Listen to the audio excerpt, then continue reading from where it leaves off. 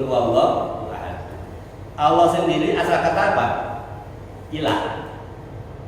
Asal kata Allah apa?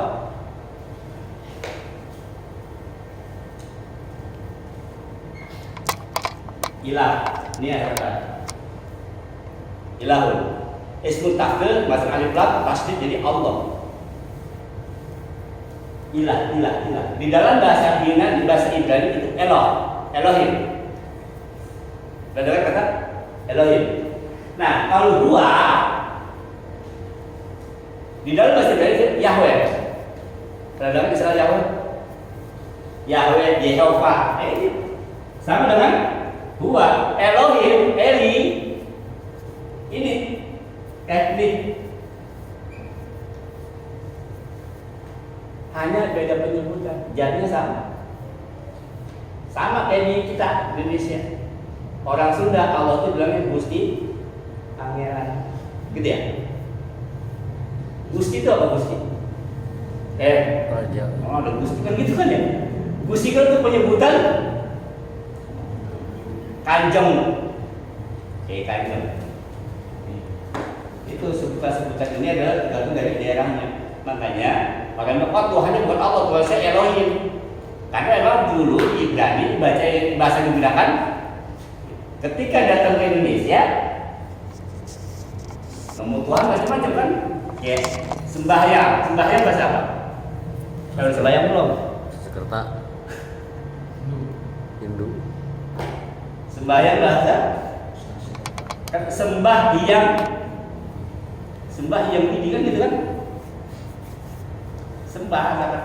Sembahyang itu yang maha. Nah, sembahyang sama dengan puasa. Puasa bahasa apa? Bahasa Sanskerta puasa. Kalau di dalam bahasa Arab nggak ada puasa, adanya saum.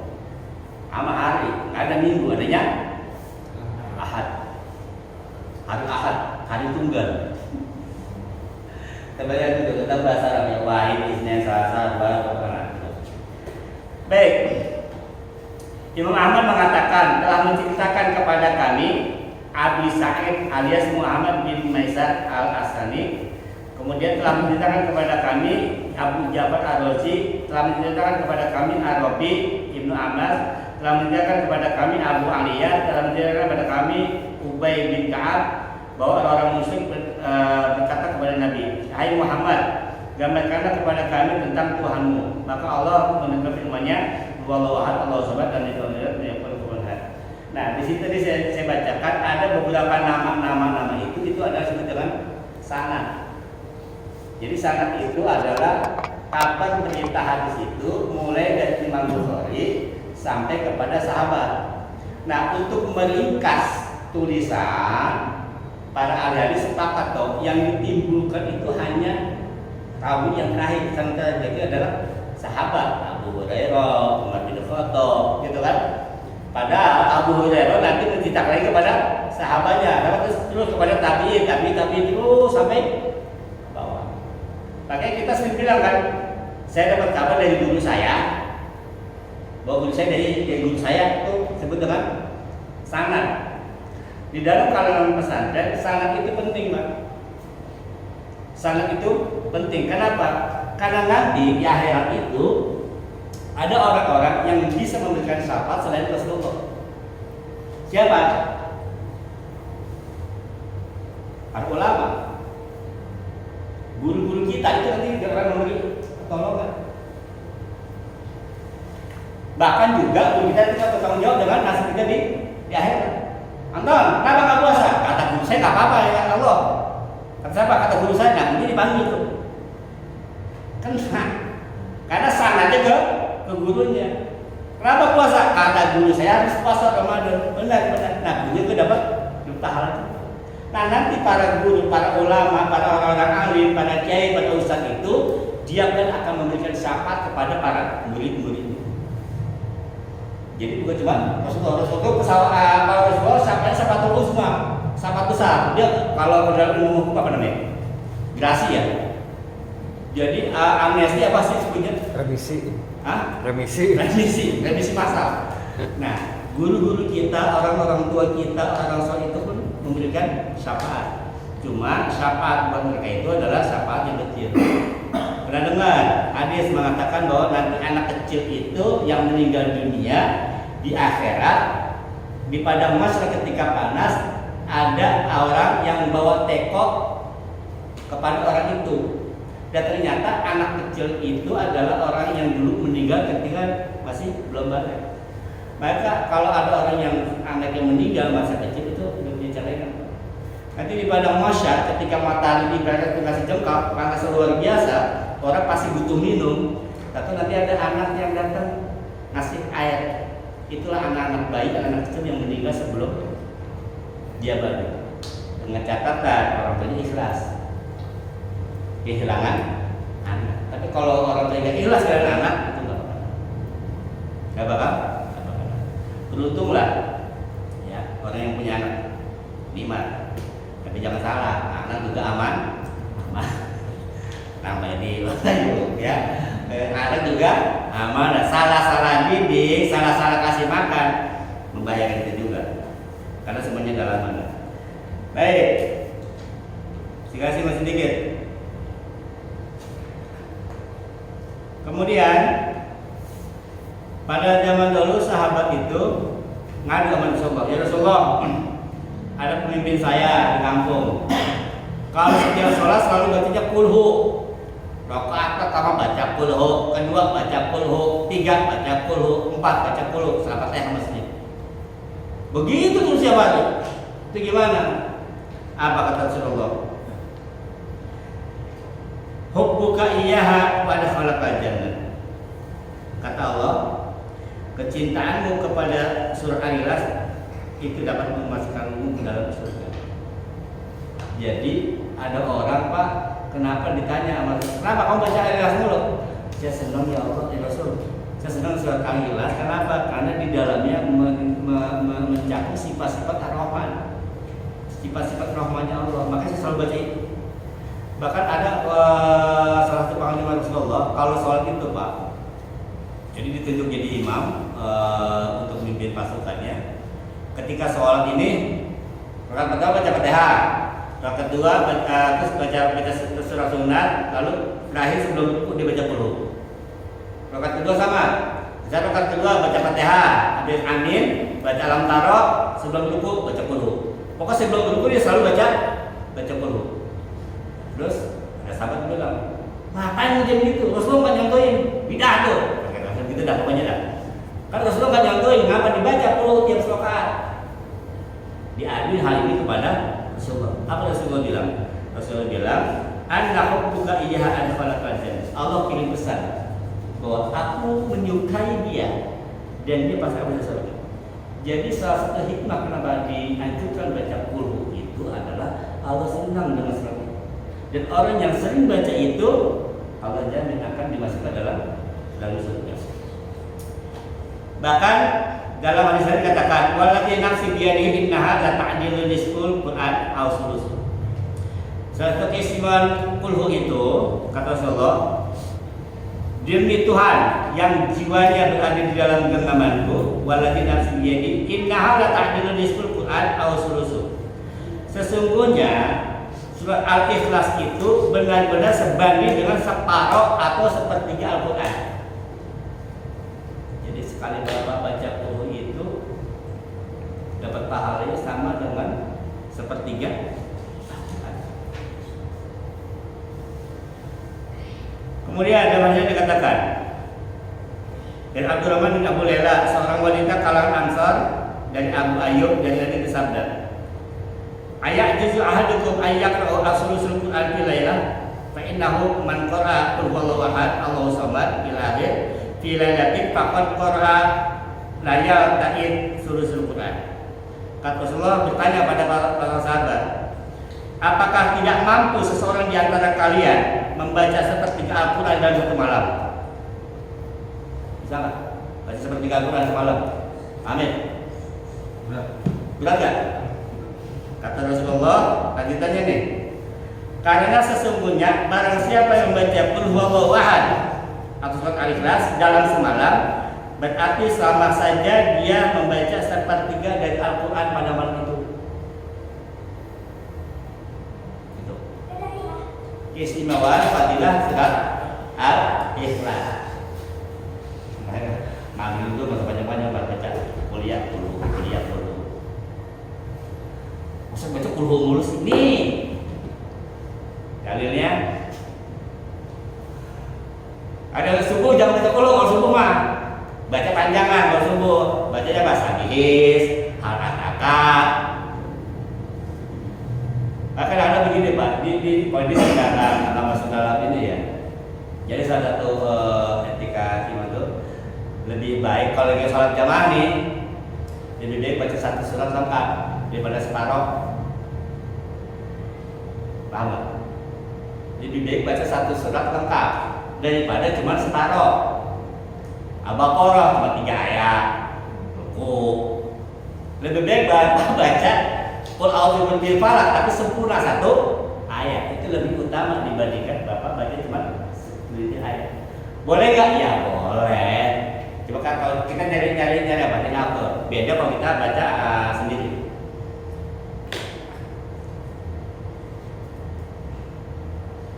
Jadi Rasulullah pernah menantang. Maka dulu kan sempat ada sayembara kan. Sayyidina Ali ya. Pemenangnya itu Sayyidina Ali. Siapa yang mampu hatamkan Quran dalam semalam? Ya kan? Para sahabat tuh lomba. Ketika Rasulullah sedang membaca, Sayyidina Ali tidur. Ketika menjelang 10 akhir dia bangun, baca 3 kali, falak pindah setelah. Rasulullah mengumumkan yang menang Ali. Karena Ali baca itu. Kemudian dengan saya dikatakan man qala la ilaha illallah wahidan ahadan samadan lam yattakhidh sahibatan wala walada wa lam yakul lahu kufuwan ahad asy-syamaratin kataballahu 40 alfi hasanah. Siapa yang mengucapkan la ilaha illallah tidak ada Tuhan selain Allah, berada ketika la ilaha illallah la syarika lah, lam yattakhidh waladan wala sahibatan wala waladan wa lam yakul lahu kufuwan ahad. Apa kata Rasulullah? Maka Allah mencatatkan baginya 40 juta kebaikan, bukan pahala kebaikan. Jadi satu kebaikan. Allah kalau sudah masih kebaikan berarti akan dikasih kemudahan-kemudahan di dalam hidupnya. Jadi baik Pak, kalau bicara masalah fadilah qulub. Terakhir saya ingin kutip sebuah hadis ya. Bahwa kami kehausan dan kegelapan di saat kami menunggu Rasulullah untuk sholat bersama kami. Tidak lama kemudian Rasulullah keluar, lalu memegang tanganku dan berkata, katakanlah, lalu beliau diam dan bersabda ketika Rasulullah bertanya, apa yang saya katakan Rasulullah? Kata Rasulullah, qul huwallahu ahad wal mau'idatin hina tumsi wa hina tusbih. Salasan, takfika kulla yaumin marrataini. Kata Rasulullah, bacalah kulhu, kemudian al-falaq dan an-nas saat engkau berada pada pagi hari dan pada sore hari. Itu sudah cukup bagimu sebanyak 2 kali setiap harinya. Artinya apa? Orang yang rutin baca kulhu falaq bin nas setiap pagi dan sore, maka Allah akan hindarkan dari kelaparan dan kebuntuan pikiran. Tenang. Jadi kalau bisa tiap hari pagi baca kulhu falaq bin nas, sore itu insya Allah kita akan dihindar dari dapat kelaparan, kemiskinan, kemudian akan kasih jajan kepada kita baik. Dengan catatan jangan penuh oleh keimanan. Insya Allah ada beberapa jalur yang kita bahas nanti tentang keutamaan Al-Quran. Karena dikatakan juga Baqara Qulhuwallahu asyramaratin banallahu lahu qasrat. Barang siapa yang membaca Qulhuwallahu ahad 10 kali, maka Allah berikan bangunan di surga. Nah, berkaitan dengan bangunan di surga, saya sedikit menceritakan dulu ketika Rasulullah Mi'raj, ya ini pas bulan Rajab kan, ketika Rasulullah Mi'raj, Rasulullah ketemu dengan Nabi Ibrahim, ya, ketemu dengan Nabi Ibrahim. Kemudian kata Ibrahim, ya Muhammad, sampaikan salamku kepada umat. Sampaikan salamku kepada umat. Nah, inilah titik awal kenapa di dalam sholat itu kita menyampaikan sholat Ibrahimiyah. Allahumma sholli ala sayyidina Allahumma sholli ala Muhammad wa ala ali Muhammad kama sholaita ala Ibrahim wa barik ala Ibrahim. Karena apa? Karena dulu sebelum perintah sholat ini diturunkan, ketika Nabi Ibrahim kirim salam kepada kita umatnya. Makanya kita harus kirim salam balik. Rasul ngajarin bagaimana cara menghormati orang yang lebih tua kepada orang tua. Maka dalam sholat ada yang namanya sholat Ibrahimiyah. Kita pun memberikan sholat balik kepada Nabi Ibrahim. Itulah awal mulanya sholat Ibrahimiyah yang dibaca dalam sholat. Maka dikatakan bahwa sholat yang paling besar adalah sholat Ibrahimiyah. Kenapa? Karena sholat inilah yang selalu dibaca dalam setiap sholat. Ada nggak sholat lain dibaca? Sholat tahiyat dibaca nggak? Di Qulub? Nah, tapi sholat Ibrahimiyah yang dibaca pada setiap sholat. Nah kemudian setelah menyampaikan salam, Nabi Ibrahim ngomong, ya Muhammad, sesungguhnya di surga itu tanahnya sangat subur, tanahnya sangat subur, tapi kosong, nggak ada bangunan apapun, cuma kapling doang, begitu apa? Kapling. Surga itu adalah kapling yang belum ada bangunan apa-apa, kosong. Nah, kemudian diajarkan bagaimana cara kita membangun kapling kita dengan baik. Pertama, kan kita butuh bangunan, Pak. Nah, salah satunya adalah kata Rasulullah, orang yang rajin baca Qul setiap hari 10 kali, Allah bikin itu bangunan di surga. Kalau bikin bangunan mah banyak caranya. Satu, gitu. Yang kedua, barang siapa yang membaca Subhanallah walhamdulillah wala ilaha illallah wallahu akbar, itu adalah menjadi pohon-pohon di surga. Jadi kita sudah dapat kapling, kemudian nanti dikasih bangunan sama Allah, ya kan? Dengan baca Qul, dengan sedekah dan sebagainya. Nah, pahala-pahala itu nanti akan menjelma menjadi bangunan-bangunan di surga. Nah, zikir-zikir kita itu menjadi pohon-pohon nanti di surga. Maka semakin banyak orang berzikir, nanti di kapling itu semakin rindang. Semakin banyak dia berpahala, semakin banyak dia ibadah, dia sedekah dan sebagainya, akan semakin bagus dia punya. Kemudian rumah bagus, pohonnya banyak, tapi nggak ada lampunya, gimana dong? Bagaimana cara meneranginya? Baca Quran. Karena Quran itulah yang nanti akan menjadi cahaya di sana. Bukan cuma di akhirat, di kubur saja sudah menjadi cahaya. Nawilu kuburakum bitilawatil Quran. Terangilah kuburanmu dengan baca Quran. Nah, kalau nikah sama kita lampu mati masih bisa beli lampu di lilin. Nah, kalau di kuburan PLN dari mana? Yang bisa dari kuburan adalah pahala baca Quran. Nah, bisa baca, belajar. Nah, kalau di sini mah bapak nggak punya lampu bisa kita tolong dari kuburan. Saya kasih ini juga bingung galinya. Nah, Quran itu baca. Jadi banyak amal yang kita bisa kerjakan untuk kita buka di akhirat ini. Nah, itu sedikit motivasi tentang surat Al-Ikhlas. Penjabaran isinya nanti kita bahas di pertemuan yang akan datang. Ya, pertemuan yang akan datang. Itu satu bahwa Al-Quran khusus surat Al-Ikhlas ini adalah surat yang luar biasa. Semakin banyak jumlah bacaan Al-Ikhlas akan semakin besar pula pahala dapatkan. Contoh, hadis tadi orang yang baca Qul tiap hari 10 kali Allah bikin satu bangunan. Kemudian apabila islir Allah akan bikinkan qasrain. Kalau kita bacanya 20 kali, maka Allah akan bikinin 2 bangunan. Kalau baca 30, Allah akan bikinin 3 bangunan. Jadi semakin banyak kita membaca Qul berdasarkan hadis ini, akan semakin baik yang Allah berikan kepada kita. Bahkan dalam hadis saya dikatakan dari Ibnu Katsir, man qara qul huwallahu ahadun 50 marratin ghafarallahu dzunubahu 50 sana.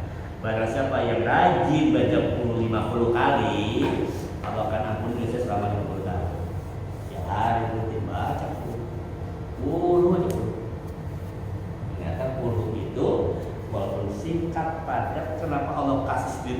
lupa karena ternyata ini uhibbu, karena Allah itu senang surat. Nah, bapak kalau mau merayu orang kan dia dikasih apa? Nah, pantas sebenarnya apa ya? Tadi itu. Martabaknya apa nih? Martabak keju kan gitu. Keju, gitu kan? Keju apa kan itu terus dicarikan sebisa mungkin yang terbaik yang bikin orang senang. Orang kalau udah senang apapun akan dikasih. Sama sini. Namun tanya. Al-Fatihah terus surat umum kemudian kulhu. Nah itu terjadi waktu saya SMP SMA di Sunter ada dari dia ustadznya dari pesantren mana gitu selalu ngamalin itu. Saya cari-cari belum ketemu ternyata ada. Ada itu jadi pengamalan kepada itu kepimpinan dibilang begini, kalau masih mau sama saya yang imamin saya maunya begitu gitu kan. Kalau masih mau sendiri imam pokoknya saya baca Fatihah surat-surat kulhu. Kalau nggak mau ya cari yang lain. Nggak, saya nggak maunya ustaz ini kita pengen jadi imam gitu kan. Akhirnya diambil itu pada Rasulullah. Jadi ini sebegini kalau zaman sekarang ada beberapa sahabat yang beribadah Rasulullah nggak nyuruh, Rasulullah nggak nyontohin, tapi dikerjain. Contohnya apa itu baca Qur'an tadi tiap sholat. Rasulullah nggak pernah nyontohin, tapi ternyata kata Rasulullah Allah senang. Allah senang. Dan tidak semua ibadah itu yang nggak ada dalilnya bukan berarti nggak boleh. Maka kita harus kaji lebih ulang lagi. Nanti kalau di usul fikih kita ada berbagai macam sumber hukum. Ya, sumber hukum ada masa musalah, ada qaulus sahabat, kemudian nanti ada lagi banyak ya beberapa jenis sumber hukum. Nah, intinya apa? Intinya adalah ini adalah fadilah-fadilah berdasarkan hadis Nabi dalam kitab Ibnu Qasir. Kalau Bapak yakin dan percaya dengan apa yang dikatakan ini ya ibadah. Nah, jadi besok Bapak usahakan kalau bisa kalau sholat sendiri ya kulhu tiap rakaat. Kalau sholat sendiri ya kalau jadi imam nanti takut jadi fitnah orang yang kagak paham. Takut disangka Islam paham apa lagi nih? Disangka Islam sempalan gitu. Islam sempalan gitu. Baik, lagi cukup. Ya, untuk materi lebih dalam masa pemahaman isi kandungan itu saya baru ayat 1 ya. Ini pun belum semua. Saya belum bahas masalah sifat 20, belum bahas masalah uluhiyah, rububiyah, asma wa sifat, sebelum bahas masalah sifat musail wajib, sebelum bahas masalah aqwaidul iman. Bahkan para ulama ahli tauhid mengatakan orang yang tidak tahu aqwaidul iman maka nikahnya nggak sah. Akad nikahnya batil. Maka pentingnya kita ngaji tauhid. Apa saja aqwaidul iman nanti kita bahas. Dari nomor 3 Pak, aqwaidul iman. Minimal kita tahu nomor 3 apa aja. Walaupun kita nggak hafal. Baik, demikian semoga besok